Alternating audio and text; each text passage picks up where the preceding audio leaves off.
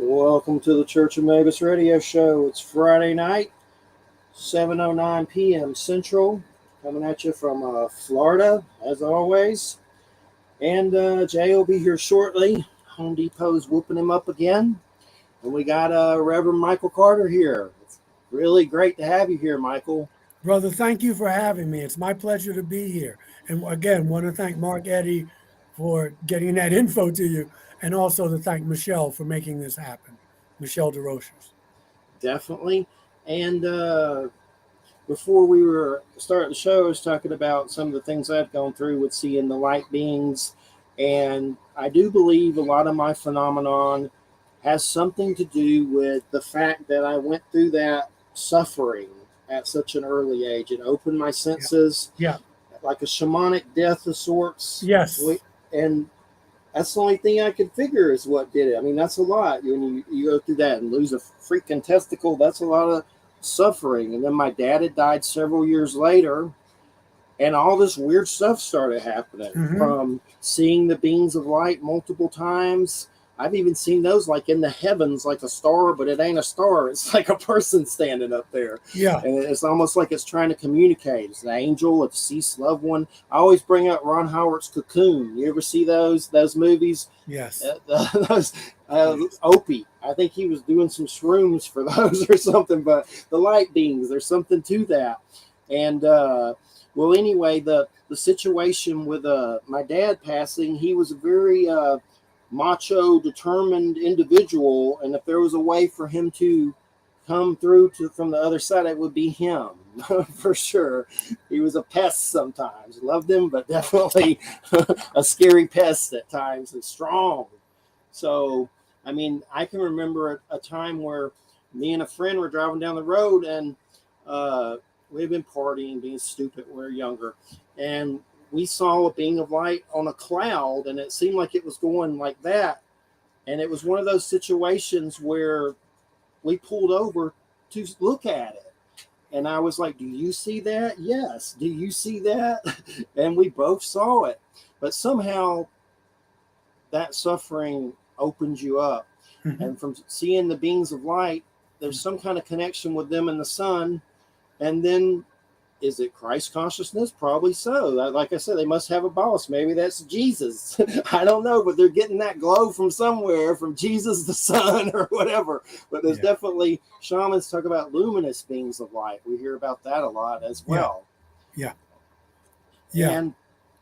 And as beings of light come up a lot with the stuff you've researched from other people or yourself, is that something you've heard a lot of? Yeah, I'll go back to the beginning of what you were saying. A lot of times it takes something to wake us up.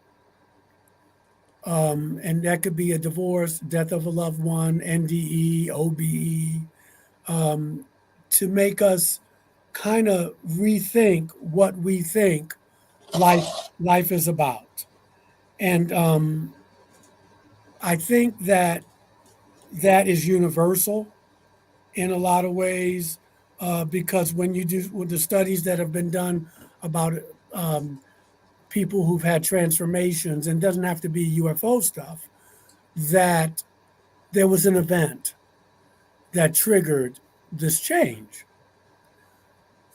Beings of light, you hear a lot about in people's spiritual experiences. Some people will call an experience with an angel as a being of light, or seeing the angel as a being of light. I know that when I had my first experience with these gray folk, well, they weren't really gray. I have pictures, I have artwork of the people that I've met. Okay. And so you can see he's not white, he's not gray, he's chalk white. The being I saw had like a tight-fitting jumpsuit on, and it looked like Reynolds wrap.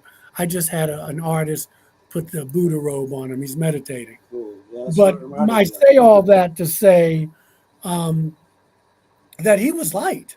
I mean, I saw his form, but around him was a blue light.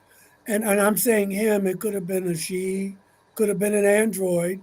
And around the blue light was a very, very bright light that was almost blinding.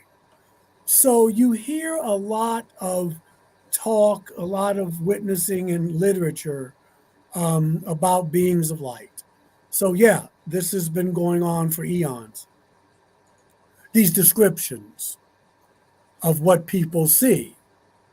Um, you see it in religious art where, and especially in during Renaissance time, you'll see maybe a picture of Jesus or a saint, and around them you'll see the light, like part of the aura, that kind of thing.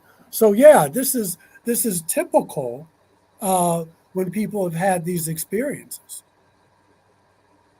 I think that's important because it lets you know that you're not crazy. That other people have been seeing this for centuries, and this is just not something that I made up. You know what I mean? So yeah. Yeah. Well, Um, I'm curious to what your mind thinks about the sun. I mean, is that like, I know I've seen those little watchtower things from Jehovah's Witnesses, like a dude in a throne, and that's the sun. Is it God? What is the sun? What do you think? I'm just curious to your intelligence level. What do you think of the sun? Well, I mean, listen, it's light. It's And it's weird. and so you do hear about. I mean, look, tomorrow I'm sorry, Sunday I'm going to work on Sunday. Back before there was a Christianity, people worshipped the sun. And when the sun would go down, you know, uh, things got light, and you had eclipses, and the sun is gone, and the sun, along with water, was life giving. So some people worship the sun. I'm a sun worshiper of sorts. I love the beach, any beach. And I love to lay out there in that sun, get the vitamin D, get recharged. But here I am in the 21st century, but people have been doing this for eons. So the sun is whatever you want to make it. In Egyptian time, Akhenaten was talking about the one God. Now we see that depicted as what looks like the sun. To me, it looks like a disk giving off rays of energy. But the sun has always been a powerful symbol in human cosmology and mythology from time immemorial. I know I've had some strange sun experiences where I can let the, close your eyes and how the white light fills your body. And there Yeah, was a point at my fiance Christina's old house we were at. There was a woman there that had dementia, her grandmother, and she was a nurse and helping her transition.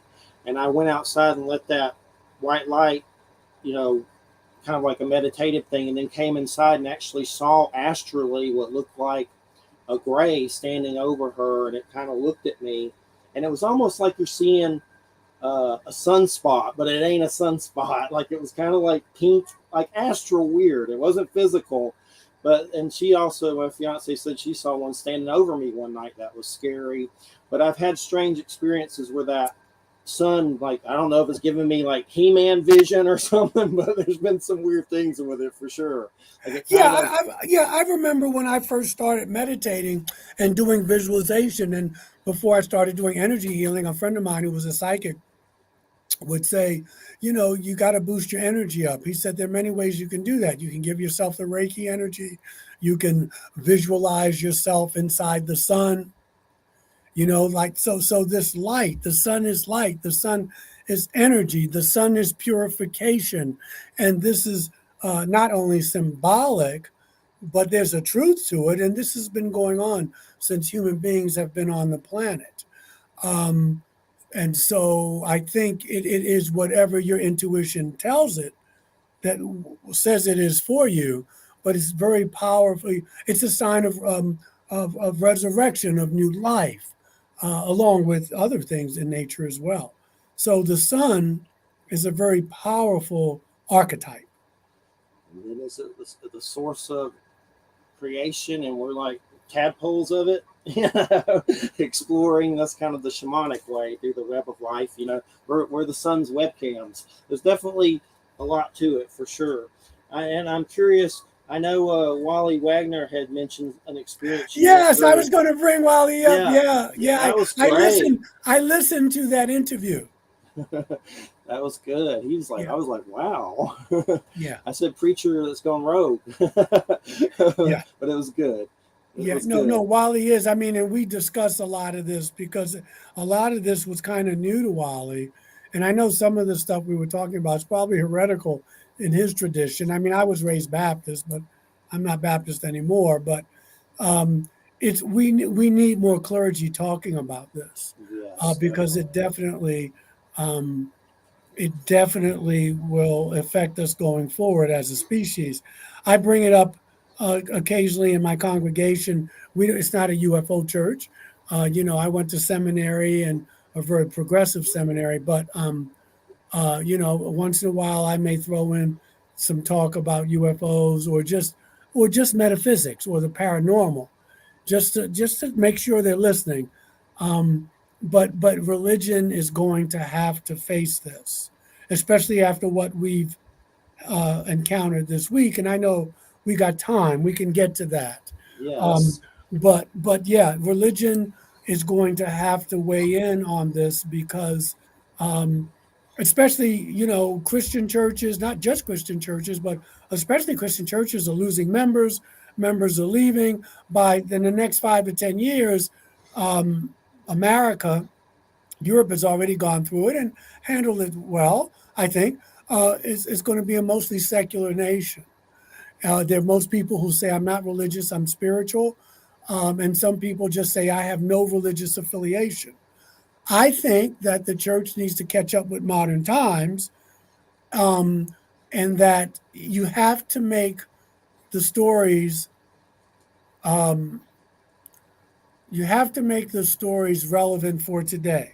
Because just because someone said something 2,500 years ago, or even 5,000 years ago, if you're looking at Hinduism, um, that doesn't make it true for today, or it may not have resonance for today, but it may have. But if you're going to be behind a lot of dogma and thou shalt nots, people are like, that's not the world I live in, I'm out of here. So in order to be relevant, the church is going to have to, all religions, I think, but the Christian church is going to have to kind of get with the program, get with the Update a program. little. Update the memo. Yeah. For sure. And so, was your first initial experience the healing situation that happened to you? Was No, that when I listened to Wally, Wally got two separate experiences. He put them into one, bless his heart. okay? But It no, happens, right? I had a healing in 2019. We can get to that. The Okay. healing that I got was from this man. He looked more humanoid. He was Okay. a Nordic person. All right. Um, my initial contact, where I actually saw them, was December 28th, 1989. My ex-wife, we came back from Mexico from seeing the pyramids at Chichen Itza and Tulum on the Yucatan. Wonderful. And wondering, how did the Mayan, where were they getting all this information about equinoxes and eclipses, and came home that night. Um, it was cold, uh, and my wife wanted to go home.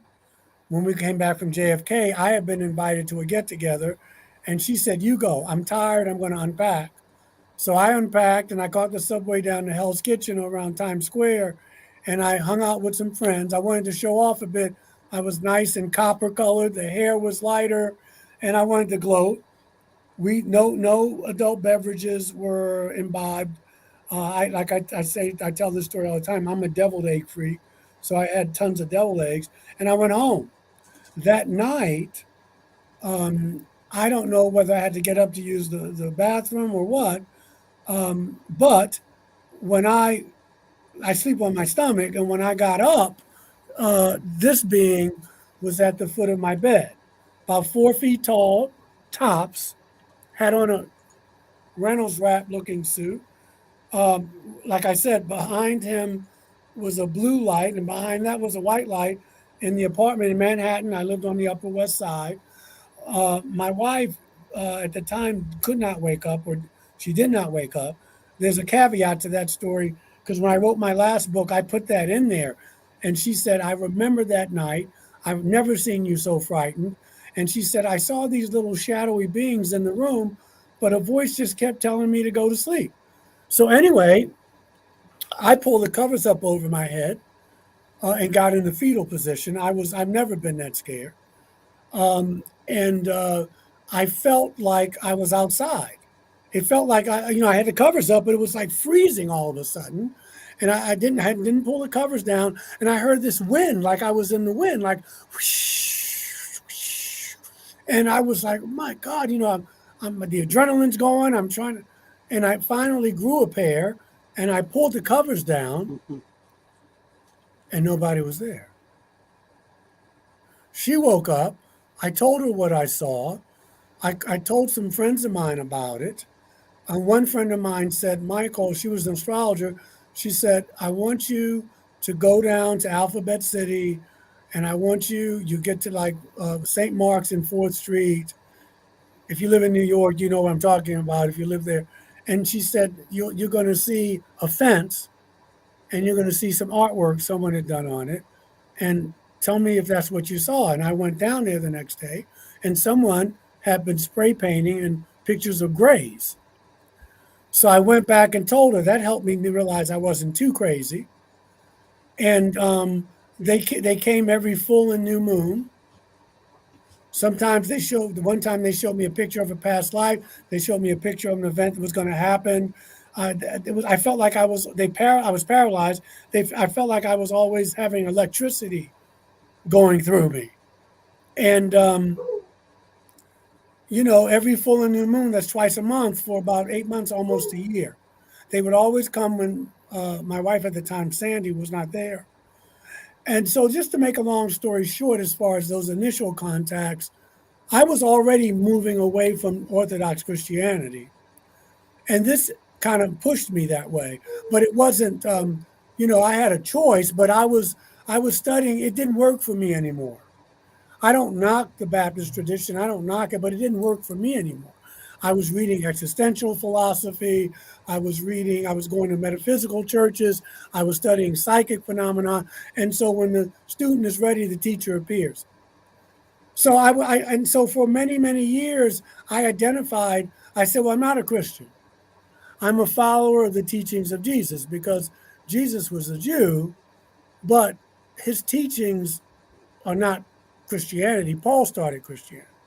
Yes. So I went to seminary, the Christianity that we practice, that's practiced today in the United States and in the Western world.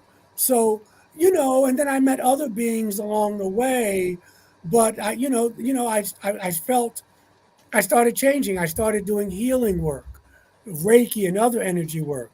I got by on less sleep.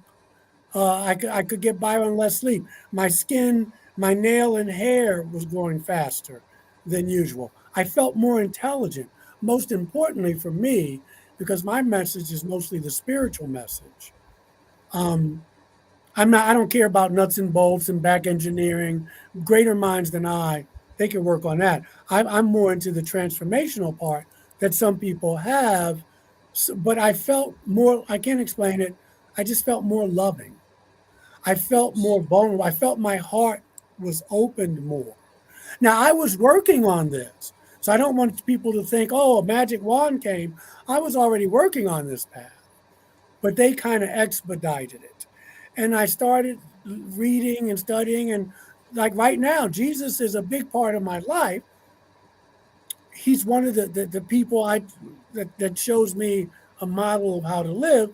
So does Buddha. So does a lot of other folks. But I've realized that it really is just about love. And whatever you can call God, whatever you want to call he, she, it. And so that's what I focus on, because a lot of the experiencers, not all, that I have come in contact with have said, this has been a positive for me. My life has changed for the better after meeting some of these beings. And that's where I am. Definitely. And my dad was a preacher and I was raised Christian, and I still have those attributes and believe that, there's truth to Christ. When I went through all I went through, I started studying many different belief systems, from Buddhism to American Indian, shamanism. And Uh, I even got into Norse stuff, not too much, but I love reading that stuff. Even get Marvel comics with Thor and all that stuff in it. Yeah, yeah. I just those It's stories are it's it's a beautiful. powerful it's a Yeah, powerful spirituality. Yeah. and we've had people on about shamanism and that, and it's just and when it comes to native, when they're on and they talk about star people and UFOs and That's right. Bigfoot, That's it's exactly right. it seems more truthful to me. Maybe there's still some things that are scary in it, but there's something powerful about it. I agree. I agree. And so and you have to be able to embrace that fear because that's where the change comes. I'm not saying, if stuff doesn't resonate with you because they're darker forces sometimes. Yeah, of course. Common sense says, whoa, I need to slow my roll with this. But, um, all of these things form who you are and who we are. And you just pick a path that resonates with you. And sometimes they all resonate at different parts of my life, They all you have know, truth. and there um so when people argue over religion and argue over, and of course history, people fight wars over this stuff. I'm Yeah. just not there. I'm just not there. I mean, whatever path works for you, it works for you, but you don't want to force your path on someone else. Because the bottom line is this, Jeffrey, and I know you know this. I know what you believe by how you treat me, how you treat the earth. I know folks that are every Wednesday night, they're in Bible study. I know people who are in the temple or in the mosque on Friday nights. They're in church on Sunday, and they will treat you like you're something on the bottom of their shoe. But they're at church, they're at Bible study on Wednesday, but they don't live it. And so I know, well, Yeshua says, um, by their fruits you shall know them. So I know people can tell me, Michael, I believe this and I believe that, and I listen because I'm not going to disrespect. But and same thing with me, vice versa. You know what I believe by how I treat you, how I treat the earth, how I treat sentient beings. That will tell you all you need to know about me.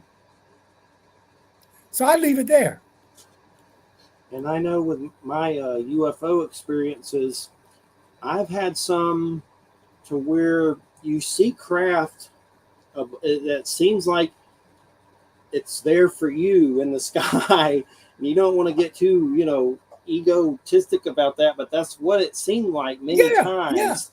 yes. And I even had a friend named Rich say, Jeffrey, you're attracting them here. And I didn't really know how I was. But the beings, there was one time I saw some small cloaked beings in the woods with a friend named Brian. And they were and at that time, I know I'd been reading a lot of stuff about Celtic otherworld and the fairy realm and weird stuff. So maybe it was something from that or alien. I don't know. Maybe that's the same thing. Some people say it is. Fae and aliens is kind of the same thing. But it was like three cloaked beings, and they kind of like Jawas, but skinny. And I couldn't see their faces, but you knew it was like cloaks. And there was a black box. And I asked Brian, do you see that? Yes, he saw it. We both saw it. And then a black cat I had jumped towards them and they vanished. And I don't know what they were, but that black box always creeps me out. The Hellraiser box or whatever, Phantasm or something weird from a horror movie. But I don't. I know Stephen Greer has a lot of controversy. I've seen a few of his things. I've never interviewed him, but I know when I saw those weird little small beings on something he was, pushing around. I don't know if those were real, but my first thought was that what was under those cloaks, those little Right. bitty mummy things. But that was one of my experiences with the light beings was those little cloaked beings, and maybe they were Yeah. little grays. I don't know what they were, but I couldn't see them. You couldn't see their faces. Yeah. But you Yeah. never forget it, do you? Yes, for sure. No, no, no, you don't. Who was it? Oliver Wendell Holmes said, and I'm paraphrasing, that once the mind is stretched, it's hard for it to go back to its original dimensions. And that's what happens, I think, from my own experiences and from studies. People who have had these experiences, and I'm not talking about just UFO contacts. I'm talking about out of body, NDEs. Um, I know someone who had an experience just jogging in San Francisco right before the sun came up. And he just said, I don't know what happened. I was jogging and I stopped and I felt one with everything. Like the tree was me, the car was me, the plant was, and then he couldn't live like that. Well, it's hard to sustain that, but it just transformed him. This feeling of oneness, the law of one, that we all come from the same source. We may call it by different names, we may look different, but that's where we come from. And so this is, I think, what saints and avatars have been trying to tell us who come here. Sometimes we don't treat them so well. Uh, he, she's, whoever, but they're trying to tell us. And now with quantum theory and quantum physics, we're getting it.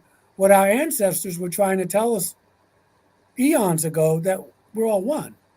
That what I do to myself, I do to you, and vice versa. And one time I had Neil Donald Walsh on, Yes. Conversations with God. Those books helped me a lot. I think they kept me out of jail, like, or something. Like, they really helped me. But I was surprised he even came on the show. But one thing I always remember that God tells him in those books is, all my messengers have been defiled. It's like he sends people, and then humanity, or that whatever dark part, goes after them, and it feels like that. Yeah, It feels yeah, like well, that with our and it's lives. true. I mean, Jesus talked about that too when he was talking uh, during his ministry, that all the prophets you've killed, you've treated badly, but that's what happens. The prophets, if you're a prophet, boy, you got a different kind of thing going on, because usually you don't live long, and it's rough. It's rough being a pioneer, but somebody's got to do it. Definitely. So, so what have some of your experiences been like? What are some of the visual ones with UFOs? I mean, I know you talked about one sighting, but what are some of your other experiences? Most of my experience, if not all, have been in my bedroom. I cannot tell you that I have seen a ship. When I was regressed, for instance, Bud Hopkins, the late Bud Hopkins, regressed me early on, and the late Gene Mundy, and they said from what came up, I was on a ship. I don't remember any of that. All I remember is um, when I was having visits in my bedroom. I remember one time this being came in, this reptilian, Oh, wow.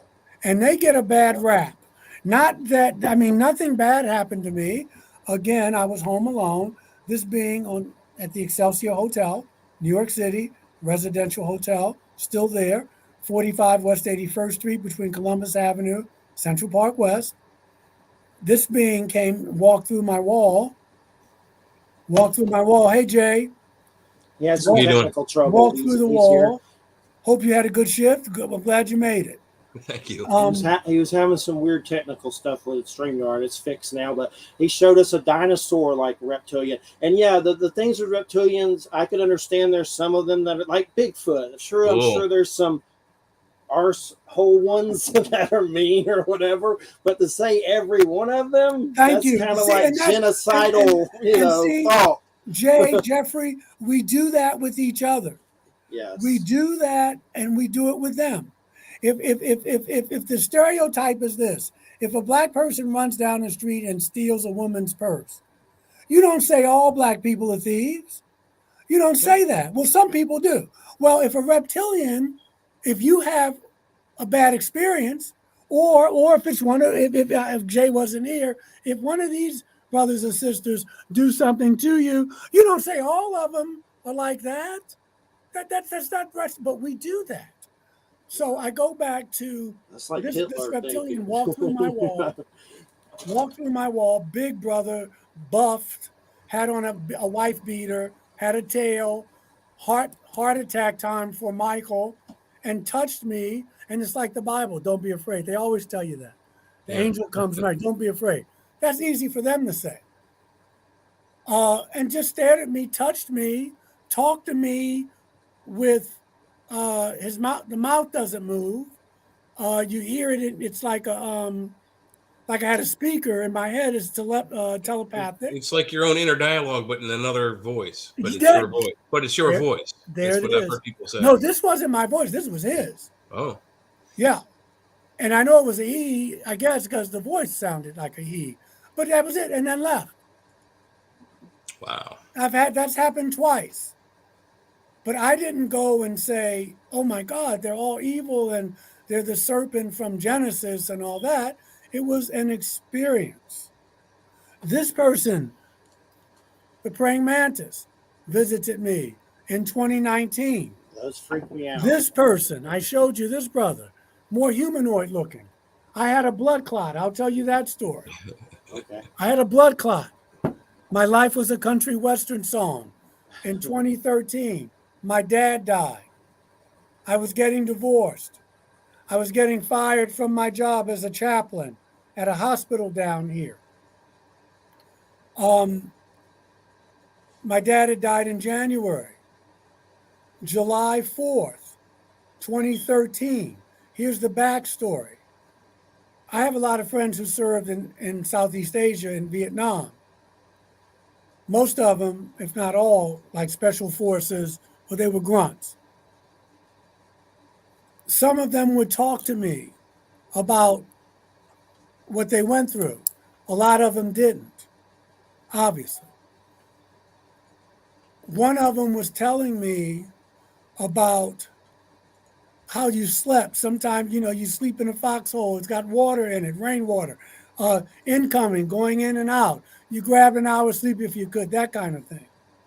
That's the backstory because on July 4th, 2013, in Asheville, North Carolina, so you can look it up, it was severe thunderstorms. Severe. Sounded like artillery. I was happy. Why? Because I don't like fireworks. And no, I did not serve. I don't like them. I don't like it. They start at 9:30. You find a parking space at 7. They don't start for 2.5 hours later. Mosquitoes eating you up. You're in the park. People are sitting so close to you, you feel like you need a lubricant. I just don't like it. I So, understand. so that night, they canceled it. Thank you. Because of severe thunderstorms. I mean, it sounded like artillery. And I said to myself, and Jay, this was before you came, I usually sleep on my stomach. So when I turn around, I turned around and I said, this is what my friends must have been going through in 68, 69. I turned around. I just felt there was the room, it was a weird energy. The blonde guy was there with a hoodie, not a hoodie, a cowl that they wore like in the Middle Ages, a hoodie. It looked like a hoodie. Rope belt, long robe, and this brother was built. You could see how ripped he was through the robe. I turned around. It was similar feeling to 1989, heart beating, fight or flight. And he held his hand out. I had a blood clot. I had a blood clot. I didn't know what a blood clot was. It was from my ankle to my groin area. I was going to get. I was injecting myself with the Nexaparin, a blood thinner. I was on Coumadin, what they call Wayfair. My leg was as big as LeBron James. I wish I was built like that. I'm muscular, but I'm thin. I swim. He held his hand out, blonde brother, the blonde brother, looked like a Viking with the hoodie, and an apple green light came out of his hand and hit me in my stomach. I didn't feel it, but I saw it. And then he just dissolved. His molecules just dispersed. I call, and you probably know this guy. Well, I looked down at my leg and they're normal. The leg is normal. The leg is normal. All the swelling is gone. I call, and I didn't have the comment. I didn't, you're not thinking I could have took a picture of it with my phone. Well, back then it was kind of flip phones. But I called Preston Dennett. Do you know Preston? Yes. Okay, He's on yeah. the network now. Yeah, I He called just started. Preston because Preston has written a book on UFO healings, and he's put me in his second book, which is away. But he had two of them. But I called Preston, and it's when they visited me, it was 10 of 7, and he was still living on the West Coast, and now he lives in Georgia. So it was 10 of 7 there. So he didn't pick up. I guess he was out. But I told Preston about it. My daughter and my ex-wife, they both did this at the same time. They healed your leg. My leg was healed. Now, here's the thing. When I went to the doctor, because every 10 days I was getting my finger stuck to check the blood and all that, I had to explain to them what happened. I didn't tell them the truth because they would have locked me up. But they were very, very, it was like the interrogation. I said, well, maybe the medicine's working. No, it doesn't work that quickly. And you were just here 10 days ago, Mr. Carter. You were just here a week, 10 days ago. So finally, I said to them, because I was running out of lies, and I said to them, but are you happy? I'm better. I can't explain what happened, and neither can you, but I'm better. Wasn't that the goal? And it put them on the defense. Oh, yes. No, don't get us wrong, Mr. Carter. It's not that we're not happy, but, and so that was the name of that tune. And they took me off of they wanted me to be on Coumadin for life. And I said, I didn't want to do that. So after those 3 months, I was off it. 4 months, 3.5, 4 months. I got one more for you. If you said you want this person, and I'll do it very quickly. Those are always fascinating and creepy at the same time. The praying mantis. Yes. I had never seen a praying mantis. I had never seen a blonde, blue-eyed person. My friends in Europe, they say that, well, we see Nordics all the time. Not just Nordic people. I'm talking about extraterrestrials. Okay, I did a conference in Knoxville. It was memorable for a lot of ways. I don't like to drive, but I do. And I drove to Knoxville, 2-hour drive. It was at University of Knoxville. So I'm there. It went well. City, isn't it? It's just neat. It really is. I got my first standing ovation. Oh, awesome. And that's not why I do it, but I say, oh my God, these people are standing up. So I made some friends there. And so when I got back to North Carolina, I got a call from someone named Tanya, who's a friend I met there. And she said, wonderful talk, bought your books, let's stay in touch. She said, I have a friend who I told her about your talk, because I talk about the spirituality of contact. And she said, I used to talk about the Bible and UFOs. I tie it in, but I talk about the spiritual transformation. Make a long story short, she said, I have a friend who needs to talk to you. And I said, oh, okay. What about? She said, she's got something to tell you. She said, she's a psychic and she's a lawyer. I said, now that is an interesting combination. I didn't think to ask what type of jurisprudence she practiced. But she said, can I give her your number? I said, yeah. I get a call. She says, I heard about you. Wonderful. I'm going to get your books. I heard it was wonderful. I got a message I need to give you. Please, are you willing to hear it? I said, yeah. She said, I see praying mantis beings around you. I said, okay. I mean, what are you going to say to that? What are you supposed to say? I said, okay. She said, I'm serious. I said, no, I believe you. I believe you. She says, and I'm telling you, you're going to, in 3 days' time, in 72 hours, you're going to see one. I was like, oh, okay. thank you. And thank you for your support and blah, blah, blah. So the first night,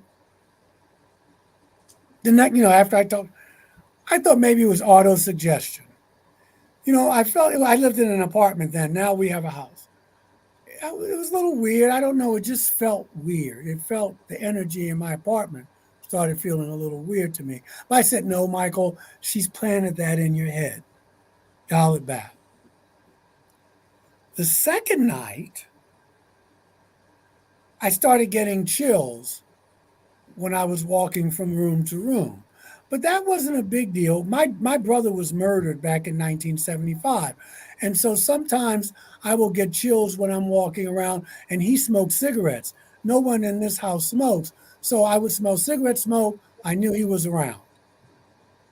So I reasoned it that way. I didn't smell cigarette smoke, but I figured, okay, he's visiting. The third night, it was strange. Before I went to bed, I was, I felt like someone else was in my room, in my apartment. I went to bed reluctantly. I still have a problem 20 years later. I still have a problem being by myself at night. I guess it's kind of post-traumatic stuff. Because when I see them, they're just in my house like that. I was lying down. I couldn't sleep.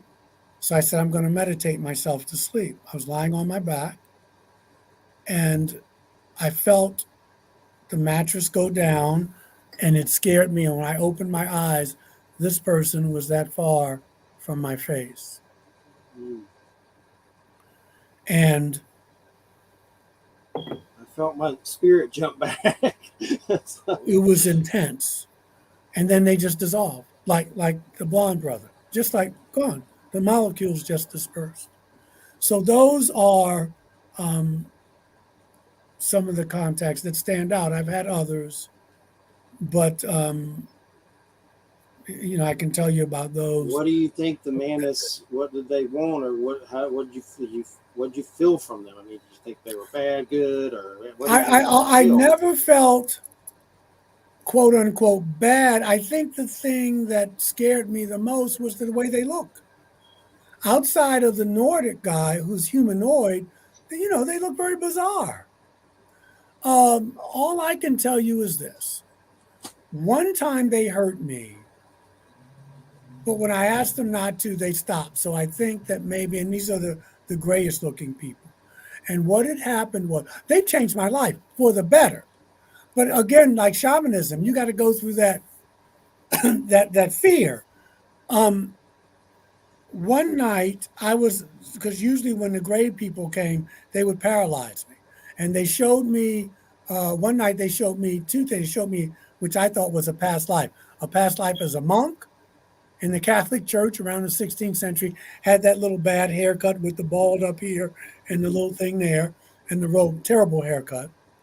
And then they showed me on the right side, my eyes were closed, they showed me a picture of an event that happened later. It wasn't apocalyptic. It was me speaking in front of some people, which it actually did happen. But one night I was paralyzed and I was sleeping on my stomach, and I felt a needle go into the back of my head where that little hollow is, where your neck, that stem there. Excruciating pain. That's all, pain. And then I could move again. I talked to my friend Donna Cunningham, who's crossed over. She was the astrologer. And she said, Michael, you're going to say that this is going to seem stupid to you, but you need to talk to these people. They're probably in here now. She said, you need to, when you're at home alone, they're probably there. They're probably listening. You need to set some boundaries. And I did. I went home and I was screaming, this has got to stop. You're hurting me, da, da, da. My wife came in at the time, Sandy, and she said, I'll never forget it. You were standing, she came in the house. She said she was out. She said, you were standing in the living room in your underwear, yelling up at the ceiling. She said, I didn't know what to think. I say all that to say, because they were coming twice a month, remember, new and full moon. The next time they They paralyzed me. In my mind's eye, they showed me a syringe. And I just felt a little pinprick here. It's like when the nurse takes your blood and you don't even feel it. You don't even feel it. It was like that. I took that, and then when the picture of the syringe went away, I could move, which means they left. Or at least I couldn't see them. I took that as they listened to me. That's how I took it. Now, people would say, well, they did this, they did that. But they came back. They didn't say I'm not coming back. But whatever they did, I didn't even feel. The other time, and just real quick, Jay and Jeffrey, and then I'm going to shut up because now I'm in a flow. You're good. You're good. I'm in a flow. When I got into the healing work, when I got in, I started right after these started. I started having urges that I wanted to do hands-on healing. So I started out doing Reiki. I was in Boston doing an anti-racism because I'm an anti-racism trainer. It's in my bio. I was in Boston, and I had a visit from one of the gray people, and I couldn't move, and the usual, and I closed my eyes. I was like, oh, I don't want to see what's going on. And it's on my business card now. They showed me, it was like an icon that you see on your computer. It was a gray pointing like that, look, and there were two hands in a prayer position, and there was a lightning bolt between them. And that's when I started my healing practice. It was like they were saying, you can use hands-on healing and prayer in your ministry. It impressed, I on my business card, I have my name and intuitive healing counseling, whatever, but I took the prayer hands, which we've seen, and it was a lightning bolt. And I got it from them. I got that from them. Ooh. Definitely. It's cool you were talking about how you said that they listened to you. They heard what you said, and the next time it didn't hurt. Betty Hill said almost the exact same thing. She's one of the first people to even bring this kind of abduction stories to light. And she distinctly remembers they were what we now call an amniocentesis, at least we think, but in the 60s when she was, how old she was in her 30s, they didn't test for children that way. They still killed a rabbit to see if there was pregnancy. But she said she distinctly remembers talking to the guy who was injecting her. She said, ow, it hurts. Even though he told her before it wouldn't. And then he touches her head and it doesn't hurt anymore. That's right. So, I heard that story. Yes. So, yeah. You're not. It's not a unique thing. It happens a lot. And I gotta ask because I have experienced, and I'm not sure if the Greys were abducting me or not. I don't have any evidence of that. But I have experienced night paralysis. And have they ever floated you? Yep. The Greys. I remember distinctly one time waking up in the evening. I was 10, 11. The covers were still on me and dangling, and I was above my bed, and I was touching the ceiling. I could feel the cold drywall on my face. Look, and I kind of remember going through it, but I don't. The next thing I remember after that is it was white. Like I went through the drywall, and then the next thing I know was lowering back down to my bed. I was going up and down. I couldn't move, and I couldn't scream. I did this. Trying to wake my parents up to get help. I've had the sensation of floating, like going through a wall, but I got scared when I felt it, so I closed my eyes. I wouldn't open them, but I felt like I had been lifted up. I can't explain it, but it's so gentle.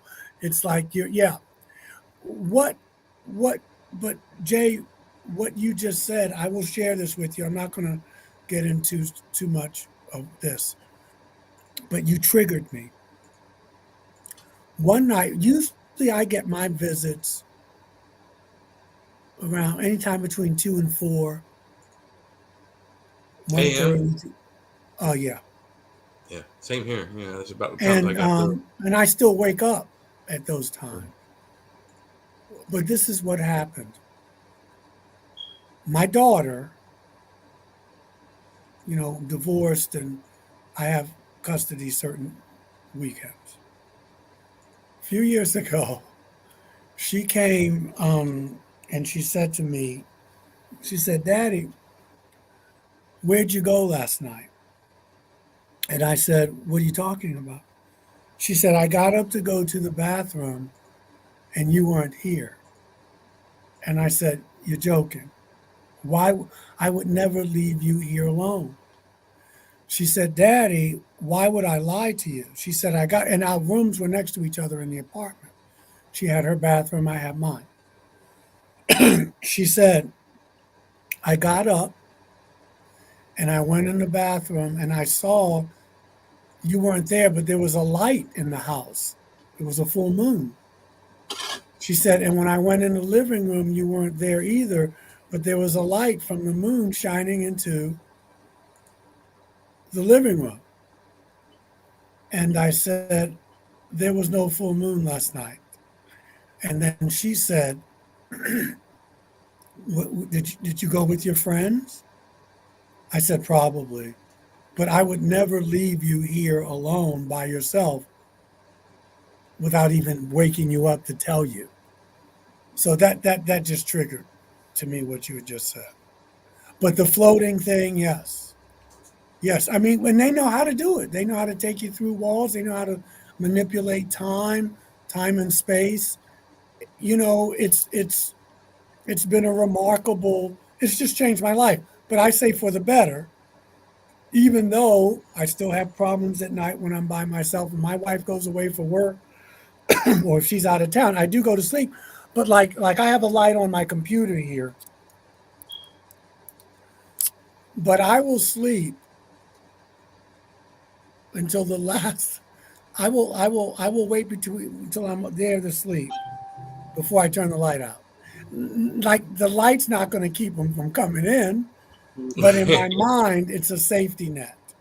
Yeah, same here. I always keep a really low level, like purple colored light Yeah, on in the bedroom. There are two things. I mean, if I have cats, so if I happen to wake up to had to go to the bathroom at night, I don't accidentally step on a cat on the way there. exactly.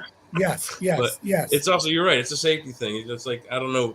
In my mind, the purple light will reveal them from any kind of cloaking devices or whatever they might have. Yeah, yeah. It's weird. And I mean, yes, there are times I'm so exhausted I go right to bed. If I have a couple beers, I'm watching the game, boom. Yeah. But I leave that light on. And people say, "Well, but that goes to show that they hurt you." Well, I don't know. I could say that I was hurt, but it's just the shock. It's the shock that I could get up and go to the bathroom or turn around and they're right there. If look, I'm a human person. If I showed up in your bedroom tonight at 3 o'clock, I just walk in your house, your locks are up, your family's there, I'd freak you out. Mm. Okay, now suppose I look like some of these brothers and sisters. They're not bad people, but it's a bizarre look. So I just kind of chalk it up to that. Yeah, so speaking to that, what Jeffrey was, I think, was trying to emulate earlier. If you believe some of the creation myths, and they're fairly similar across the planet, if it's true that we are the product of alien species genetic mingling with the species on this planet, and if you believe like certain words in the Bible, we were created in their image and in their likeness, and if their image is like us, their ways and means are like us, that's because they're also territorial. They are good and bad. There are ones that start wars and ones that defend Exactly. and ones that. So it's just like the planet here. It's a diverse community, and one of the things I find that's funny, and I'm not religious, but I grew up Christian and I studied religions in college, in a Yeah. couple of classes, just a few electives. But it just seems to me that it's funny that some people are they're so ready and willing to believe in a God that was created by man, but they won't believe in the mathematics that aliens have to exist. If you do mathematics, it's impossible. We're a living planet in this galaxy, and then by extension, the universe. Yeah. Do you have a reasoning on that? I mean, I don't understand kind of your philosophy that you believe so much in this book with these incredible stories of miracles, but you can't believe that there's another planet with different species on it. Yeah, no, I agree. I agree. I agree wholeheartedly. I'm not religious anymore. And I don't want to use the term I'm spiritual, but I think I am. And I don't knock the other religions. There's still things that mean a lot to me, but I think you can transcend all that. That's working for me. That's my caveat. People say, how can you be a reverend and believe that? Well, I'm in a Unitarian Universalist congregation, and it's an more open kind of denomination and organization. I I agree with you, and that I think that if you open a Bible or a Quran, everywhere that you see the word angel, if you put ET, it makes more sense. And well, some of them also have like a species name. Like I believe the archangels are called Solarim. The Sephirim and They're seraphim and seraphim, yeah, yeah, cherubim. They and that have was there's a different name for each one of them. They have a different a different purpose. Each yes, species. and you know what, Jay, you're right. I think we are made in their image, and when you see, even the praying mantis, bizarre phenostructure for the face, but this person had arms, legs, had a torso. Mm-hmm. So that it seems like that form is universal, as did the reptilian, as did the gray. Now, yes, there are beings of light, and some of them, I Yeah. guess, are so advanced or what have you that they don't even need a body. But we don't really need a body when we die. Our Yeah. consciousness is, yeah.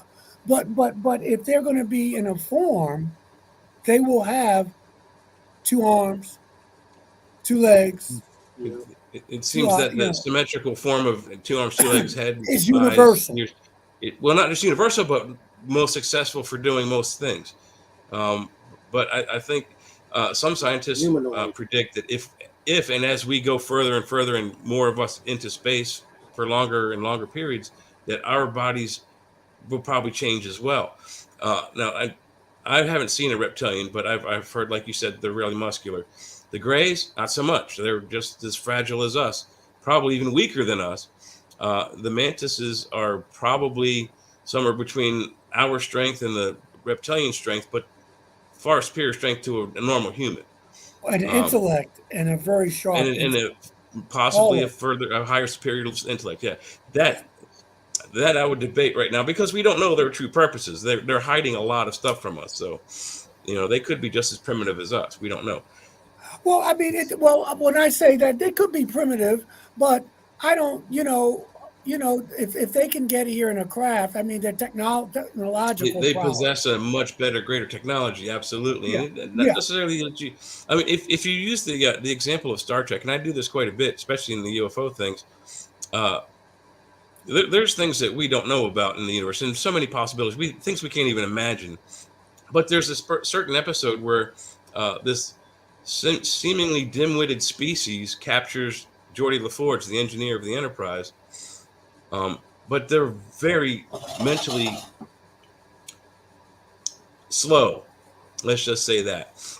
But they have control of technology that they from other people pretending to be it and in jeopardy. So other species come and try to help them in their spaceship, and then they steal technology from them and get stronger and stronger, but not necessarily smarter and maybe even emotionally evolved.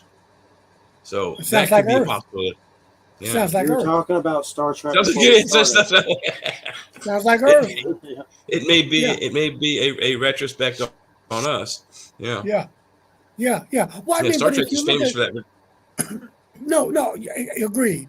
I mean, I've been going back and revisiting some of Zachariah Sitchin's work, and even if Oh you yeah. go look at whom I had the pleasure of meeting when he was alive. He lived in my neighborhood in New York.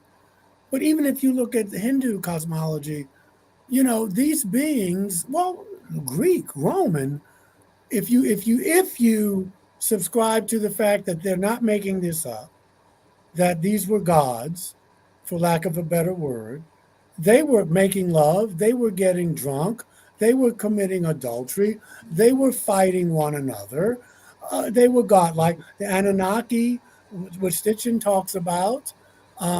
So it's and then you have people like Jesus and these other saints and avatars trying to, and other people not even mentioned, trying to get us to be a little more civilized, to get along with one another. But these gods, if you will, and I'm not saying this is not the supreme intelligence or the force, or call it what you will. Not only are we made in their image, but we've kind of taken on some of the warlike ways of them, because these We've got their people same weren't, bad habits and yeah, they everything. weren't all singing John Lennon's Imagine or Kumbaya. They were carrying on. Yeah, absolutely. The parallels and similarities are just too. It doesn't matter which Bible you pick up or which religious text you pick up. Japanese gods, same thing. They're just Mm-hmm. as debauched as anyone else. And one of the best things that I use, and I use the Anunnaki, for example. People always, Yeah, especially just they, say, "Oh, they, there's they, no way they that seem aliens are like in the a Bible." they That seem aliens. like a fun group, Jay. You may want to have a They beer with probably one would of them. be. Yeah, I can Yeah, imagine all yeah, the yeah. things you could do with all the technology they have. But when people don't believe that aliens could exist, or that our stories of gods and heroic events are from life and being, flesh and blood type beings, I always say, look, the first language that ever comes up is the Sumerian language. It's the Yes. first written language, allegedly, according to modern science and history, right now. So they invent this language that you read, and it's cuneiform. They use a stylus with a triangle on it, and you make these weird triangular shapes. And I don't know how the hell you read it. I can't read it. But the first stories they write are of these superhuman beings who come to Yes. Earth from another planet That's right. and change their planet and do all these things. Now, who invites language and then writes Star Wars and expects the people to understand what the hell it is? Yeah. It just doesn't happen. So this story is pure fiction and is the first Star Wars story ever, and it's absolutely fictional, or it really happened. Yes. That's There's no in and I look between. It's one or the other.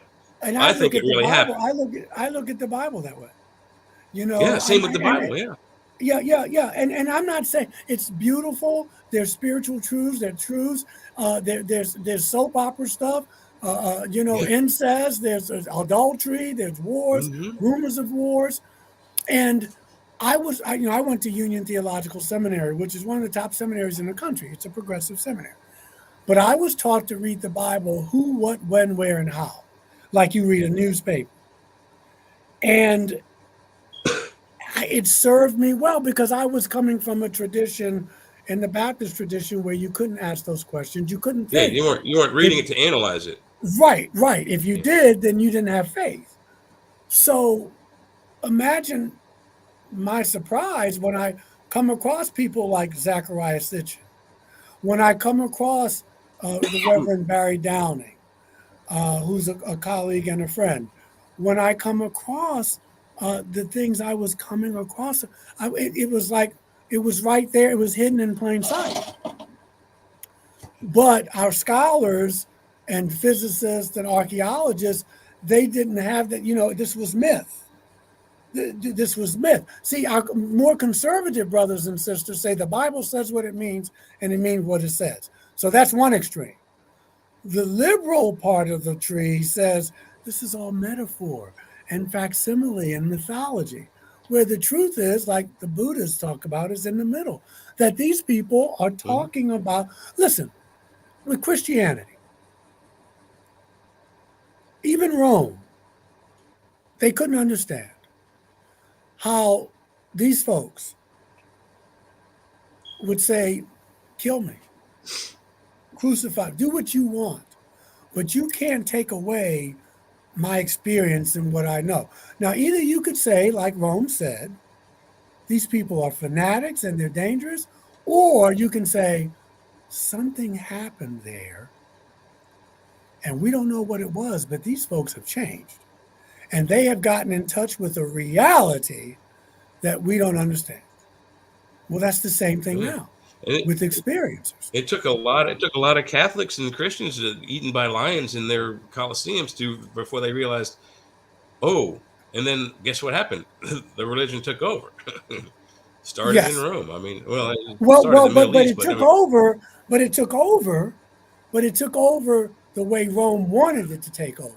It's like now, and now I'm going to shift with the last 45 minutes, if you walk with me through what's happened this week. I am an Yes. experiencer.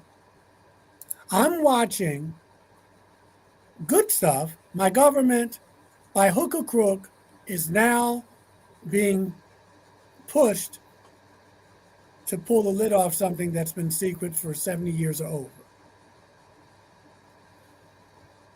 So I'm happy.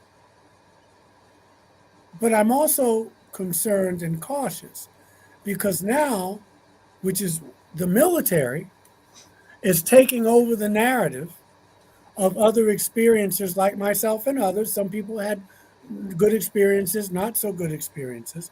But now the military, because they're thinking all the time, our leaders, now they're saying, you know what? We may not be alone, but this is a national security matter. And you can do anything you want under the guise of national security. Now, you know, some of these folks are dangerous. Now, if you go through the literature, World War II, Foo Fighters, Korean War, there were some pilots who lost their lives, challenging some of these ships, firing on some of them. But my heart goes out to the families. Some of them probably never know what happened. You get a yeah, flag and you get your $10,000. We're not going to say Michael lost his life going up to a mothership. But my point being is this, that the narrative is still in the hands. Now they're not UFOs, they're UAPs. See, we're UAP. changing it. Now it's the military, it's the government who's the experts. And we're here to protect you. We couldn't protect you before.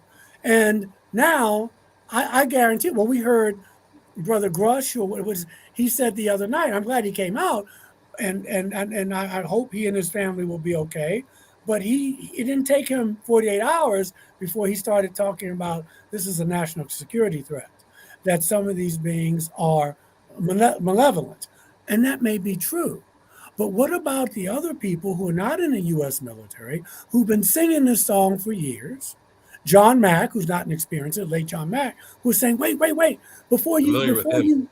you aim your F-16 missiles at them, some of them are coming here telling us you need to straighten up and fly right. You're destroying your planet. Some of them are hovering over our missile silos because they're concerned that we're playing with fire. But that's not the narrative. And so on one part of me is like, okay, the lid's coming off, but if you control the narrative with fear, which always seems to work, then you control. And I got a feeling that you and I and Jeffrey, in the next 6 months, 2 years, we're going to wind up at war because we always need a new enemy. And all you got to do is say they're a threat to national security, human or non-human. And here we go again. They're actually something we would argue that we're already at war with them. What That's was true. that That's Las true. Vegas Some would. thing? Did you Some see would. the Las Vegas story? That was pretty weird about the 10-foot aliens and all that. Las It Vegas, was that was weird. odd. It was weird. I don't know if I'm buying it. I'm like I say, I'm Yeah. cautious. I know all of this is rolled out. I think they did a pretty good job rolling it out to the public. It's still not on mainstream media, but I'm seeing that story. I'm seeing Brother Grush, and if I'm mispronouncing it, stop. And I'm seeing Dr. Greer's all the same weekend. His press conference is coming out. It's like, what are the chances that all this is going to happen at the same time? Hey, did you know, or did you know of Posey Gilbert at all? Yes, I knew Posey. Has he passed away? Yes, he's been gone for several years now. I interviewed him a long time ago, and I checked his page, and a lot of people were speculating that. Yeah, I forgot. I think he had, I don't know whether it was diabetes related or whatever. I think he had an amputation go on. He was in the support group I was in his support group. He was there before I got there. When I was first having my experiences in New York, a guy named Harold Englund was the support group leader, and Posey was one of the people there. I was worried that's what happened. That's what people were saying. I was And he was heavy into the Anunnaki thing, the stitching thing. And then I saw New York, and then I said New York with you because you just mentioned. I was like, I bet you knew of him. Yeah, I knew Posey. Cool.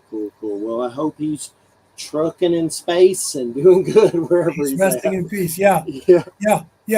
So getting back to this, and I've always been, I was even skeptical, and I'm always having a healthy dose of skepticism, I think, because I feel now what happened today, where these other people are backing him up. They've come out and said there are 12 craft that we have and some bodies. I don't know if you heard that. Backing him up. Yeah, saying I've heard we have up to 15. Well, we got a lot of them. We'll put it like that. Yeah, it's more than 12, I think. That made me a little less skeptical, because from my experience, if you're with military intelligence, you don't retire from that. Now, this guy's a whistleblower, but there's some people, I've met people who said, well, at conferences, who said, well, I used to be with the military. I enjoyed your talk. I used to be, and they were retired. You don't retire. It's like retiring from the mafia. You can't. Now people have various, different levels of clearances, so everybody who works for intelligence has these high levels, but you don't really retire from it.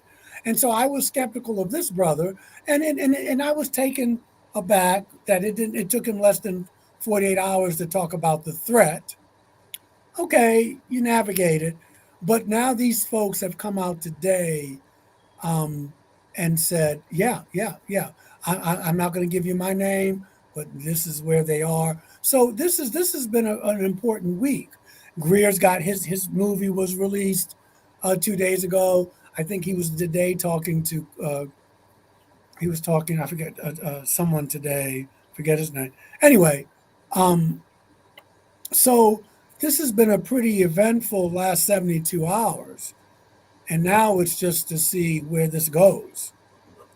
And then, of course, you have a lot of people revving up the whole Project Bluebeam thing. We had Augie Nost on, and I'm not saying I agree with all that. There's some truth to it, but there's a lot of people writing that a fake alien invasion is going to happen. That seems like that'd be a real big pain in the butt if you had to orchestrate that. I mean, it's certainly possible. Well, not yet. I put it back over there. When Greer first came out with Disclosure, and you've read the book, I've been rereading that as well. Carl Rosen, who worked for Werner von Braun, as you know, who came over with Operation Paperclip, said back in the 70s that I may have the sequence off, but it was going to be Russia. We're still having the issues with Russia. It was going to be Middle East terrorism. Then there was going to be the big deal made over an asteroid. And he said the final card that would be played by the United States was the extraterrestrial card, that these are our new enemies. And he said it would all be based on a lie. And for me, that's what I'm seeing, and I hope I'm wrong, but that's what I'm seeing now. That we're being prepped. They're the narrative now. First, they don't exist, but now they do, and I can see them saying, "We wanted to tell you, but we didn't know how," and but they do exist, and they are a threat. And so we get walked into this thing where now we have another enemy. We got so much money we're spending on defense, and who knows where that money goes to. I'm sure some of it goes to black budget stuff. And so we always knew when you're asking that much money for defense, we spend more money on defense than any nation on the planet. You got to have an enemy. And I'm thinking our budgeted for the black projects is somewhere in the trillions range. Yeah, yeah, and it's probably more than that. $40 trillion a year. Yeah. Probably more than So that. so here we have, because we got an enemy now. And I think, yes, we can argue whether he was a real Nazi or whether he wasn't, and it's moot now. Now he's gone, but he said this to her, and I believe it. And you can see the progression. These enemies we did first. It was Arab terrorism. It is Russia. It's always going to be Russia. Now it's China. Now it's an asteroid. But he said the final card would be the extraterrestrial card, and that it would all be based on a lie. But the other thing, I'm sorry, Jeff, what you were saying, because I got off on my little tangent.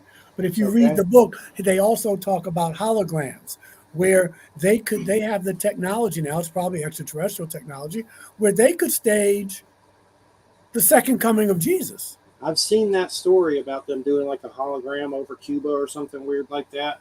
Well, you see it in Yeah, Vegas they've done all when kinds of Michael tests with it. Jackson when Yeah, Michael Jackson is up there performing, and Michael's been dead for what, several years now. There's a hologram, so they Yeah. have the technology.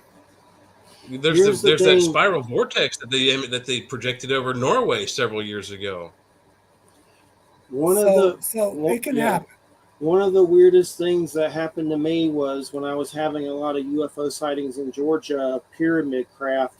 I actually saw a pyramid type craft over power lines with a friend Greg, and a ball of light came down towards us. And the weirdest part about that is I don't remember anything else. And I asked him about it years later, and he looked at me like I was crazy. He didn't remember it, but I remember it right now and see it in my head. It's instances like that where you wonder if they've taken you. And if they have, I don't remember a damn thing they Men in Black me or whatever, because I don't remember anything like that. But there have been weird things where they've been over. Like one time in Florida, I was walking down a road with a Siberian Husky wolf kind of hybrid situation. Dog, I don't have her anymore. It's a long time ago. But a big orange, weird, rusty ball floated over the street, and there were no chains on it. There was not a helicopter carrying it. It was like a weird, rusty, weird orange ball just floating over the street. I know recently I saw some UFO footage, and there was like a spike-looking rusty thing in the air that was kind of weird. I was like, that kind of looked like that. But to get back to the Georgia pyramid craft, my mom also saw those coming out of a hole in the sky. And I remember her grabbing it was like a portal, like orangish green, weird, and they were coming out of it. And she saw it. And I remember her going, "Oh my God, Jeffrey," and being scared. And she don't like to talk about it, but she remembers it. But during that time, a strange craft appeared over the house that was like a helicopter with no blades on it, like a cockpit. And there was a man in it that looked like Top Gun, with all the stuff on and the apparatus. And he goes, and it shot off and didn't make a noise. And my friend Jason saw that with me. And it was like the UFO activity was happening around there, and maybe some kind of government agency sent something out to investigate, but never came to me face to face or anything like that. But definitely that was the kind of weird stuff. And when I hear stories about my labs and all that stuff, I know some of it in exopolitics can get a little kooky, but I mean, there's stuff going on. This was a long time ago. This was in my early 20s. So, I mean, God, what are they doing now? And what do they have out there that they're doing that we don't know about? I mean, there's a lot probably that we can't even fathom, No question. Secret space and all that stuff, I remember when you talking about that, I haven't thought about this in years. I remember when I was first having those experiences, and they were coming every new and full moon, twice a month for about 8 months to a year. I remember there were times when, and this was in Manhattan, that I would see black helicopters unmarked at all, just flying over the Upper West Side where I lived, flying over the hotel where I was. We lived in a residential hotel. I remember that. Not all the time, but at least on 2-3 occasions. They were unmarked, and they would just, they're just flying. Whether they're looking for the UFOs or whether they're just standard patrol or training patrols, people don't maybe realize that, New York I don't know if it is now, but when I was in Connecticut going to college, 9 million people lived in the city every day. Mm-hmm. And then people came to the city to work, another 9 or 10 million every day. So there's 20 million people there. It's a busy, busy city. A lot of people crammed into a very small area, yet people are being abducted from high-rise hotels, high-rise condominium buildings, high-rise office buildings in broad daylight sometimes. And people don't realize that millions of people disappear every day. They don't ever come back. And that's kind of scary. Where are they all going? They can't all be serial murdered. They can't all, drown in a fishing accident. Millions of people, where do they go? So think about that. If a advanced species can come into your large 20 million people inhabited city undetected and grab people undetected and put them back in their beds undetected, the person that's abducted might realize it, but no one else does. That's saying a lot. That's some high technology. How do you fight that? Yeah. And you bring up a good point. I mean, if you believe in the Grenada Treaty that Eisenhower had to make, Thank you. I was going to bring that up. And part of that is great minds thinking alike. Part of that is it's many levels of it, I think, but part of that is I can't fight you. When the Nordic folks, the way the story goes, said you need to dial back the nuclear stuff, and we can help you with your spiritual growth. And Eisenhower says, I can't do that. I mean, who's going to make that decision? I'm not letting him off the hook, but we just got through winning this war, only country with this nuclear bomb, and so he's advised to watch out for this group of Greys, not all Greys, and they say, look, make the treaty. You will give you the names of the people. We'll take Jay, Reverend Carter, and Jeffrey. We'll give you the names. It's okay. And Eisenhower says, well, I can't stop you. So he signs this treaty, and then he realizes that he got. This is how we got to where we are today. And I bring this up because I when I was having my experiences, and I thought that they were good, a little scary, but things were going well. Well, you've heard of the book, this Allies of Humanity, written by Marshall Summers or whatever. And he talked about, it was a little too fear-based for me, but he brought up some good points. His first point was, and I suggest at least read some of it if you haven't. The Allies are a group of extraterrestrials who either their planet was destroyed or they're similar to what we have, but they don't tell who they are because they fear the repercussions of these more malevolent extraterrestrials. The way this brother writes, it's like he's the only one with this message, or this message that you can trust. And that turned me off about it. But he did say this, a couple of things. He said, first of all, people say, well, if they wanted to take over these beings, not all beings, they could just take over. And he was saying, well, why would they do that? This is a planet that is beautiful. It's rich in resources. Now, I don't know how true that is. We seem to be destroying everything. But he was saying that you need to be on guard.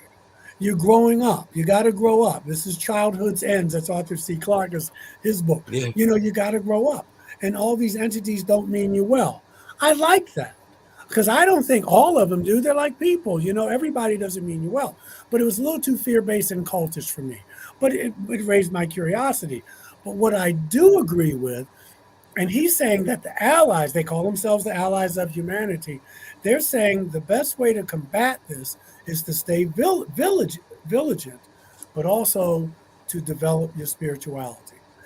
That way you're vibrating at a higher frequency, but also practically that every new thing that social media tells you or you hear on the news, you're not so fear-based from it because you're grounded. You're coming from your center.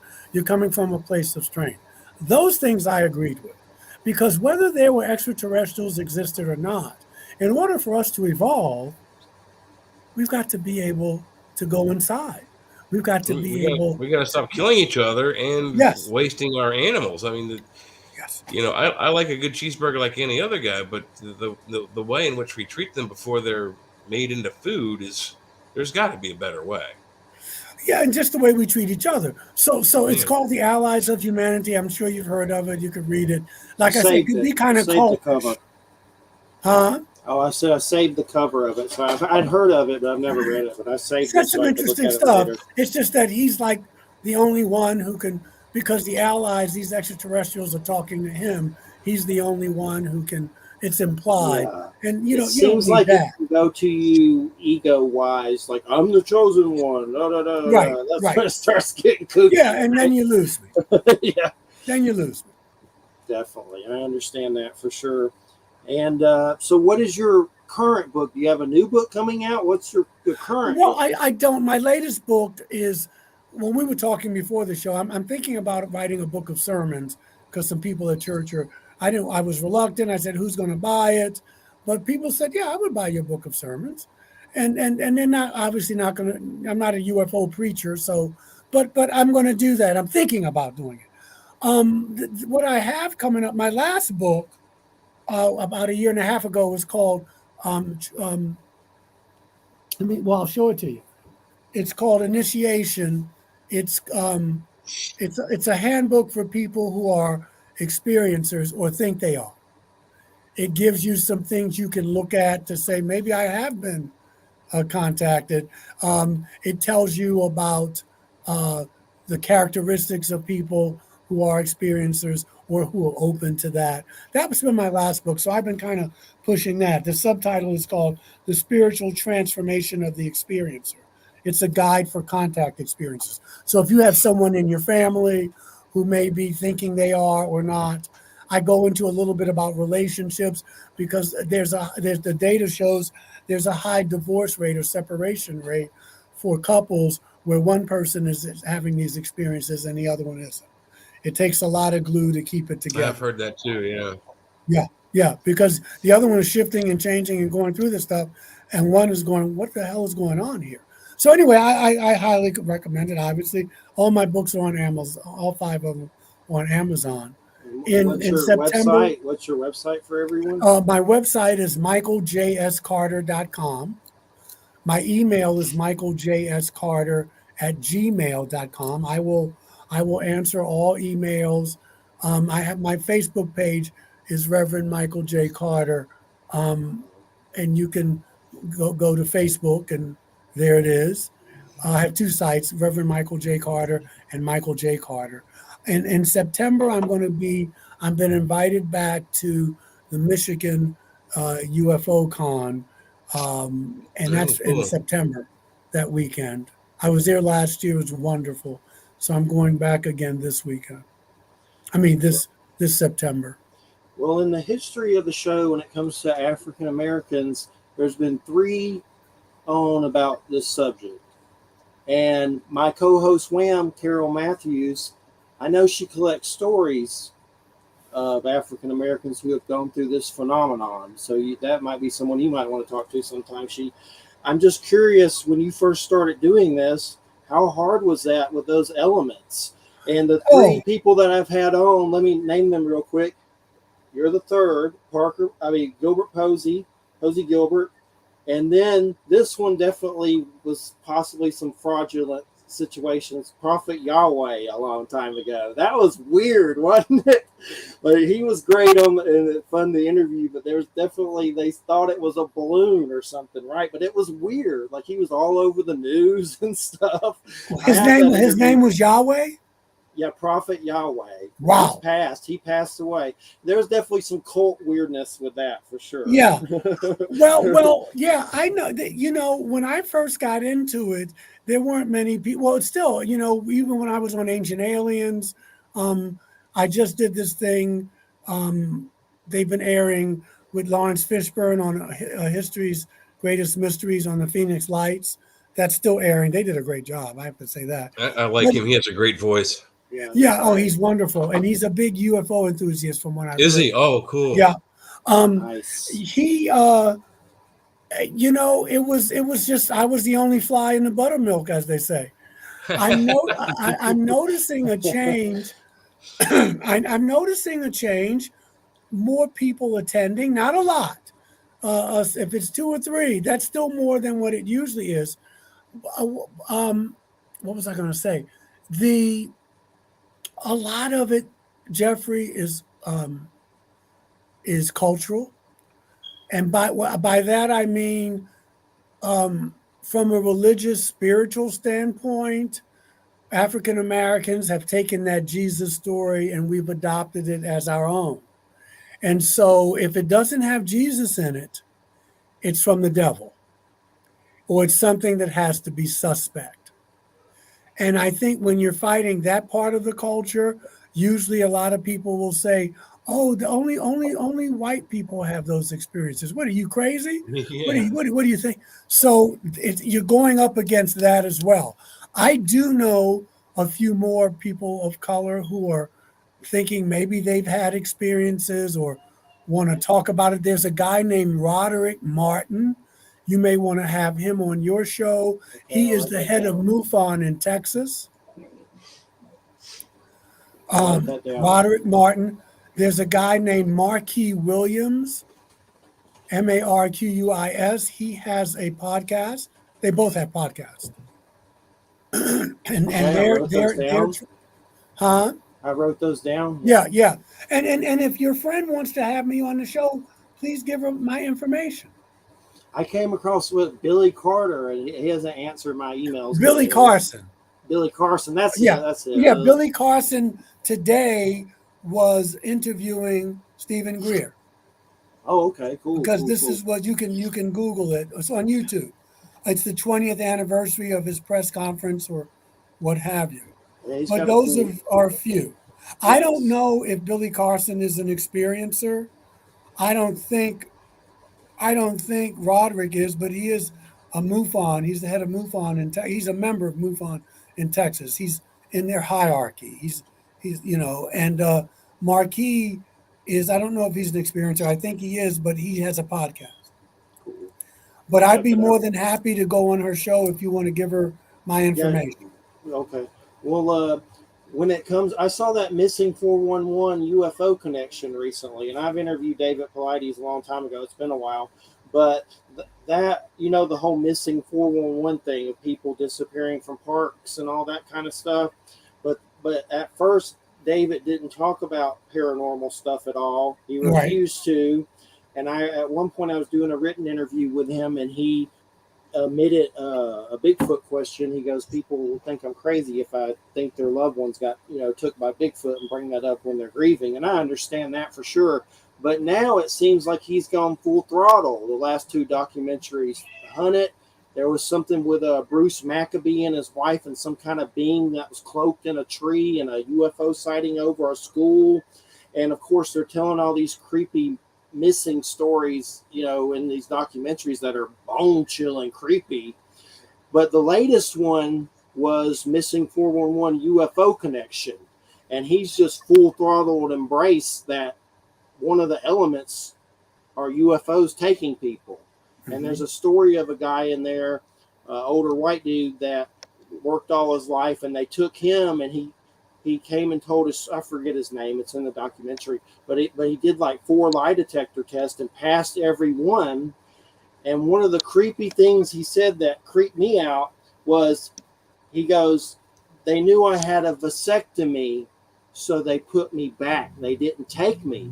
So other cases, the people had stuff, nothing wrong with them reproductive wise and had like Germanic heritage or something weird. Those people didn't come back. And it just kind of creeped me out thinking about me and testicular cancer and going through all that. Then at some point they say, Jeffrey, we're going to throw you back like a fish that's too small.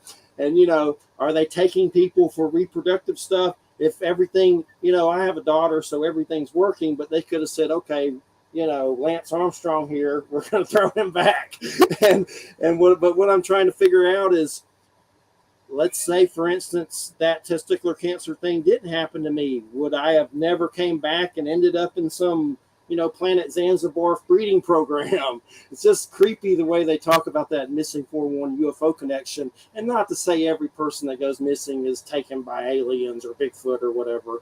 It could be a serial killer or elements or whatever. But there's definitely some creepy stuff that something seems to be happening, maybe paranormal, weird to some of these missing people. Like some of those stories are crazy.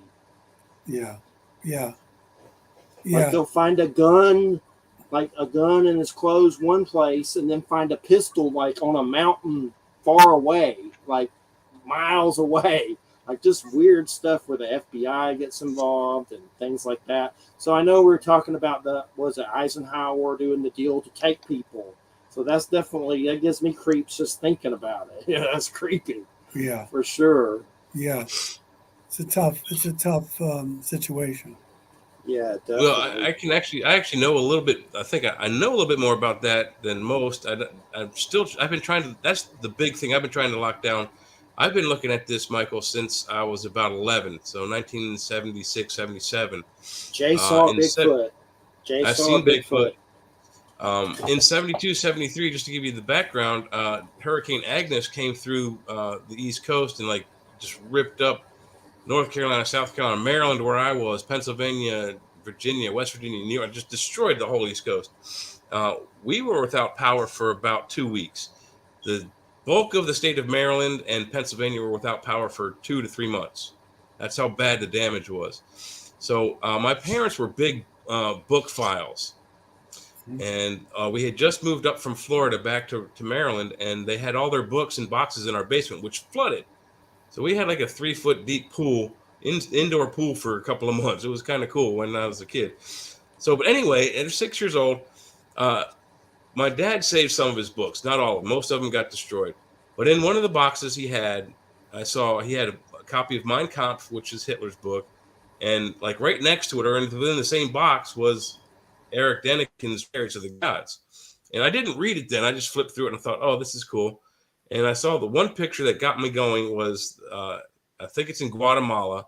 There's a stone carving with a cogged wheel, like you would see inside of a watch or modern technology. And I'm thinking, why would people that were, 12,000, 10,000, 4,000 years ago drawing cogs? They wouldn't have had that. So it didn't.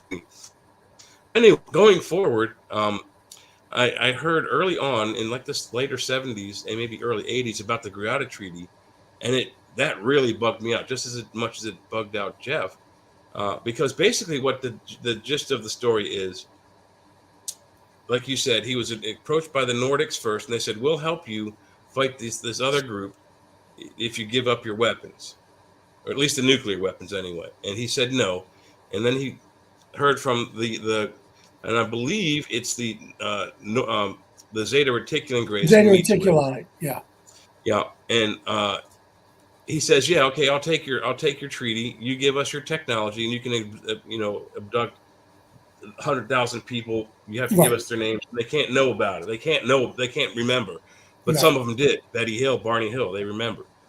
Not long after, like you said, he realized he'd gotten duped.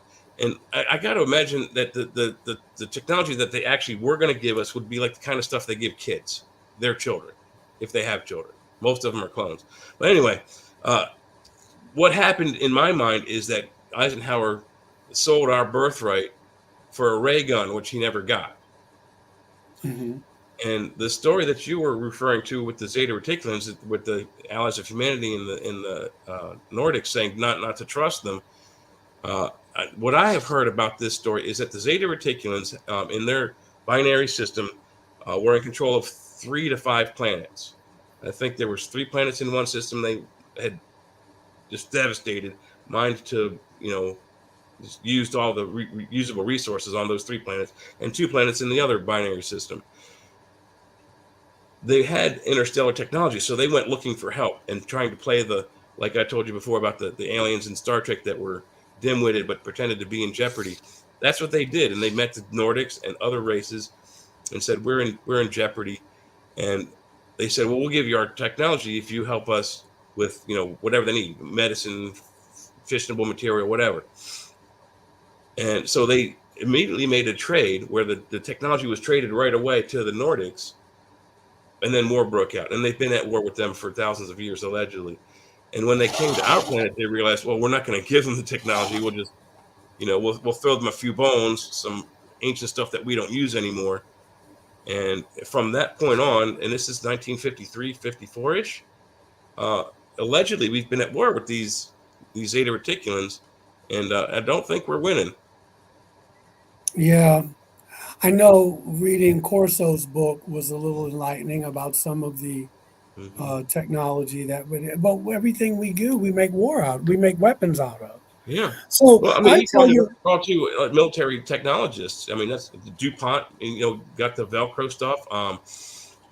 They also got the Kevlar and the what do they call it? you know, Atomically aligned metallic fibers. Lockheed Martin has given some, Lockheed and Martin got the skins for the ships. Yeah, I mean, all kinds of um, stuff.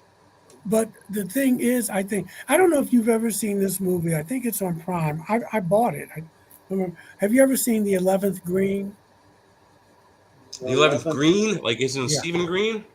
No, No, I have well, as not. in, it's worth seeing. It's about the Creator Treaty. Okay, I'll put Okay, it and in. you say it's on Prime? It should be on Prime, but you can Google it and see where it is. I think I bought it. I just can't find it right now. But I keep it. It's wonderful.